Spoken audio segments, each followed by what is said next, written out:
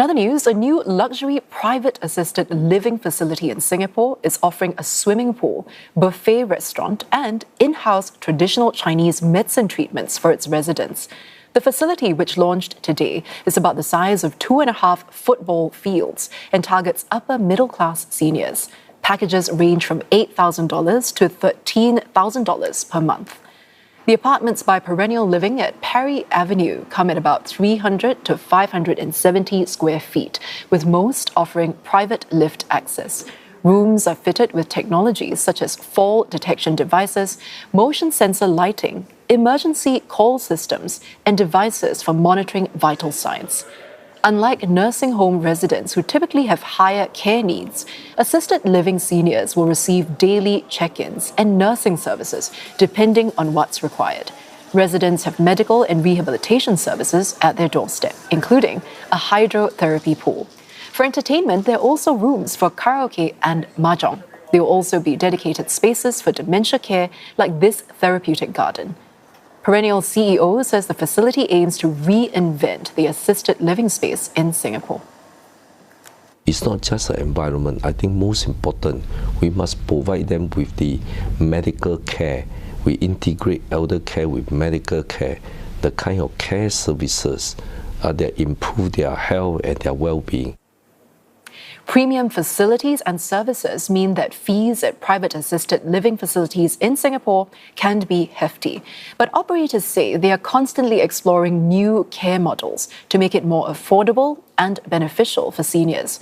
They also call for lower foreign worker levies to ease high operating costs so that they can expand their capacity and offerings easier. Sabrina Ng reports. From exercise classes to social activities, residents at St. Bernadette Lifestyle Village pay around 3,000 to 6,000 Singapore dollars a month for care. Demand has grown since the facility started with just 17 residents in 2015. It has now filled to around 100 beds and about 80% of its capacity. But the operator says manpower costs remain a hurdle to making care more affordable.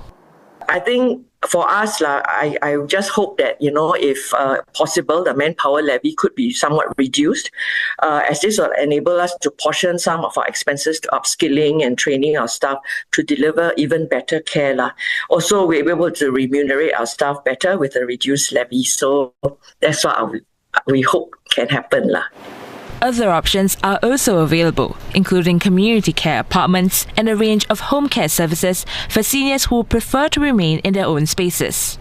But private assisted living operators say having care and specialized facilities under one roof can better support seniors with greater needs. Your home cannot have the full suite of such machine. That's why I keep on saying, if you are independent, you are healthy, then you don't have to check into our assisted living. Our assisted living are catering to people who have core needs. The newly launched Perennial Living is seeing interest that will fill up around 15% of its capacity. Based on its experience, the operator expects occupancy to reach 30 to 50% in the first year and more than 80% in the second. But it too faces manpower constraints, with recruiting enough suitable caregivers among its biggest challenges. Across the causeway, assisted living can cost considerably less. AHA Eldercare says its Johor facilities charge around 1,000 to 2,000 Singapore dollars a month, including accommodation, meals and round-the-clock care. But Singaporeans currently make up less than 5% of its residents, with most staying for only short periods. For a Singapore senior to move here for long-term care, they still need to go through immigration requirements and the long-term stay application process. So price make Johor attractive, but cross-border policy still keep the two market apart. If policy change and long-term stay become easier in the future, then Johor player could become a much stronger competitor compared to Singapore players. Another Malaysian operator, Pacific Senior Living, says immigration requirements, distance from family and continuity of healthcare remain key considerations for Singapore seniors looking across the border. It adds that while the upcoming rapid transit link could boost connectivity, the bigger challenge is ensuring seniors can access quality care at a price they can afford.